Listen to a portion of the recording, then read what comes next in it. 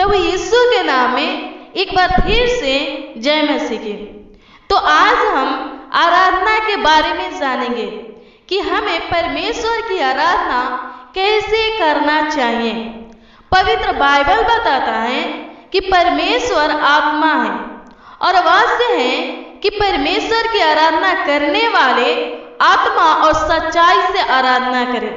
सारा आदर और महिमा प्रभु को देते हुए मन की शुद्धता और पश्चाताप के साथ उसकी आराधना करें। यीशु मसीह से वाचा बांधकर पवित्रता से उसकी आराधना करें। पश्चाताप मन फिराव और आंसुओं से शोभमय दिल के साथ उसकी आराधना करें। प्रभु ने हमें नरक अथवा आग की झील से उद्धार किया, इसलिए हम सब उसकी आराधना करें। ओठों से स्तुति और हृदय की गहराई से भजन गाते हुए उसकी आराधना करें। सारी ताकत से, सारे मन से और सारी बुद्धि से उसकी आराधना करें। डब तबले और ताली बजाते हुए उसकी आराधना करें। पवित्र आत्मा से परिपूर्ण होकर स्वर्गीय दूतों के समान हालेलुया का भजन गाते हुए और जीवन के जल की गहराई में डूबते हुए उसकी आराधना करें। पवित्र लोगों की संगति में उसकी आराधना करें, क्योंकि छुटकारा, चंगाई, सामर्थ और आनंद ये सब आराधना से ही प्राप्त होते हैं। मसीही जीवन का सबसे बड़ी बहुमूल्य बात आराधना है। परमेश्वर चाहता है कि हर विश्वासी आराधना करे, क्योंकि प्रभु आराधना के योग्य है।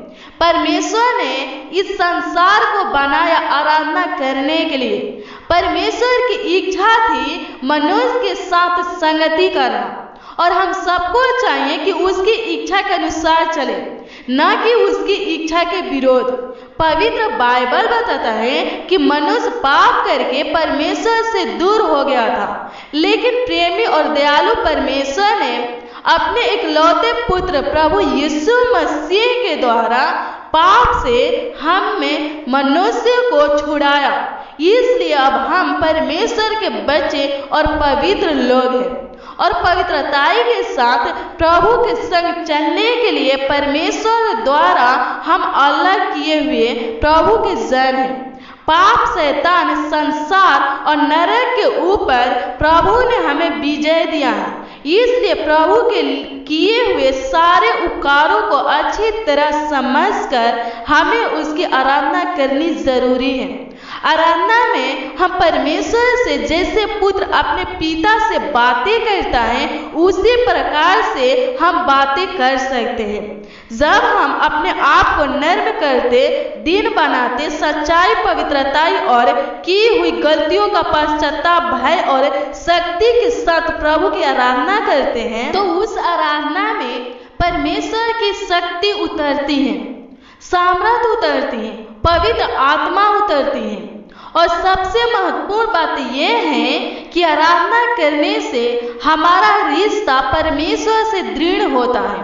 इसलिए हमें परमेश्वर की महिमा समझकर और पवित्र आत्मा की अगुवाई के अनुसार आराधना करनी चाहिए। प्रभु यीशु चालाक, झूठे, पैसे के लालची, स्वार्थी और कपटी लोगों से नफरत करते हैं। इसलिए हमें अपने आप को शुद्ध करके प्रभु की इच्छा को समझकर उसकी वचन के अनुसार आराधना करनी चाहिए। वो चाहता है कि हम उसकी इच्छा के अनुसार आराधना करें। परमेश्वर की इच्छा है कि हम अपने सारे मन से, अपने सारे प्राण से प्रेम के साथ आराधना करें, और आराधना केवल अपने मन से ही नहीं बल्कि शरीर और आत्मा दोनों से करें। वचन ये भी बताता है कि जब प्रभु ने हमें चुन लिया है, प्रभु के द्वारा हमें नया जीवन मिल गया है, तो हम सदा सर्वदा के लिए, अनंत काल के लिए उससे बंधे रहे। फिर से हम संसारिक दुनियावी जैसा न बने। संसार दुनिया के जैसा हमारा बुद्धि, विचार, चाल चलन न रहे, बल्कि हमारे बुद्धि विचार नए होनी चाहिए और चाल चलन में बदलाव आना चाहिए, जैसा हमारे पिता परमेश्वर को भाता है। अपने आप को प्रभु के जैसा बनाने से हम प्रभु की इच्छा को भली भांति अनुभव कर सकते हैं, समझ सकते हैं, मालूम कर सकते हैं। परमेश्वर के द्वारा दी गई 10 आज्ञाओं में से एक आज्ञा है कि 6 दिन प्रभु का काम करें, लेकिन 7वां दिन हम अपने प्रभु परमेश्वर की आराधना करें। इसलिए हमें इतवार का दिन आराधना के लिए निकालना जरूरी है।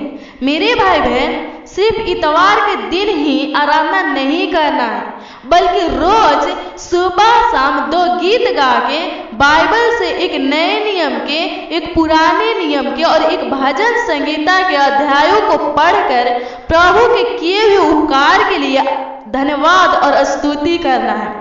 और अगर आप परिवार के साथ मिलकर सुबह शाम प्रार्थना करेंगे तो इससे जल्दी प्रभु की आशीष होती है। ऐसा प्रार्थना परमेश्वर सबसे ज्यादा पसंद करते हैं। अब जितना अधिक प्रभु की आराधना स्तुति करेंगे, उतना ही अधिक प्रभु की उपस्थिति को आप अपने शरीर में और अपने जीवन में महसूस करेंगे। तो अभी जय मसीह की अगला वचन सुनने के लिए मेरे इस चैनल को सब्सक्राइब कर लीजिए और बेल आइकन घंटी को जरूर दबा दीजिएगा। प्रभु आपको और आपके परिवार को बहुतायत से आशीषित करे। धन्यवाद।